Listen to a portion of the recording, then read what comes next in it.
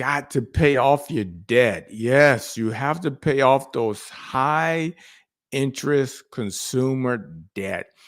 They're literally robbing you of your riches. Welcome back, part 3. If you watched part 2, then you know we just got done talking about compounding interest and why Einstein said it's one of the 8 wonders of the world. Make sure you catch that. And then we started off talking about life insurance as the foundation. Now we're on part 3. What you need to make sure you do is you got to pay off your debt. Yes, you have to pay off those high interest consumer debt.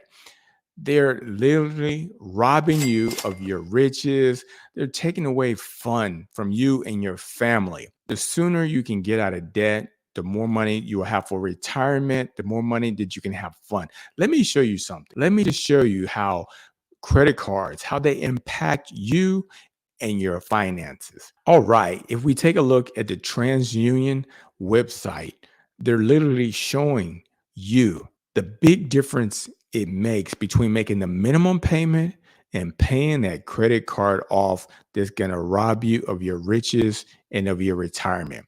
Let's say you have a card with a $5,000 balance and you make that minimum payment of 2%. You know how they send you the statement. They're like, oh, I'll just pay the small amount. So you pay the small amount because you went on a shopping spree. You buy $5,000 worth of clothes. You got Jordans. You got the luxury bag.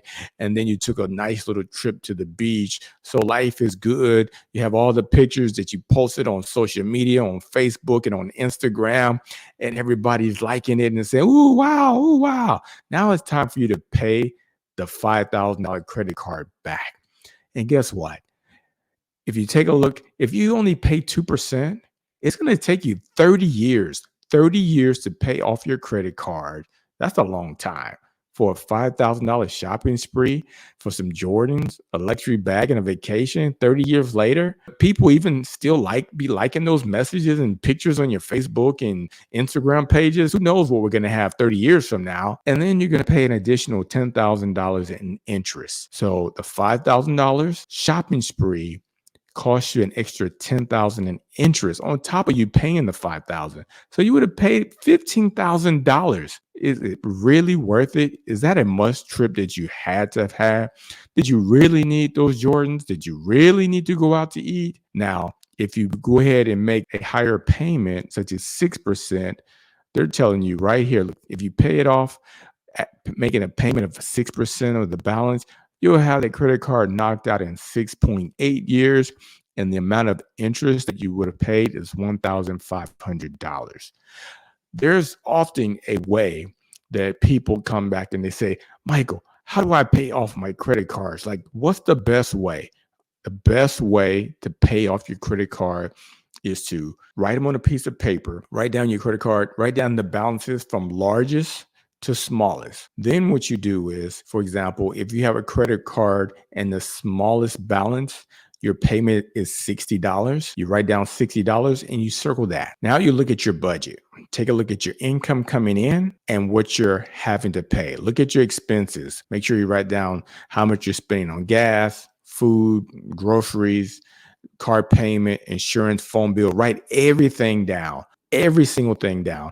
And once you're done writing it down, and then you look and you see how much do you have left over. If the amount is $200, what you're going to do is you're going to take the extra $200 and apply it towards the $60 payment. So now you pay $260 towards that bill. And if your next credit card has a balance and the monthly payment is, say, $80 per month, now what you're going to do when you pay off the first credit card, you're going to take the $200 plus the $60 minimum payment, $260.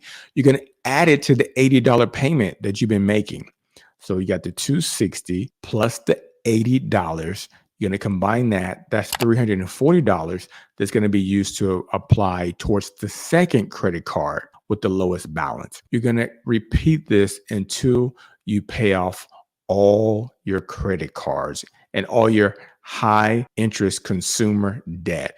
If you have a furniture loan and you're paying 20% interest, 18% interest, pay it off. Remember, Einstein said compound interest is one of the eighth wonders of the world. Take a look at the fact that everybody is trying to get a 9% annual return on their money when they're investing their money. They want a 9% return because a 9% return on your money will allow your money to double in about 8 years on average. So now, if the credit card company is charging you 16% interest, 18% interest, 24% interest, who's getting rich? You or the credit card company?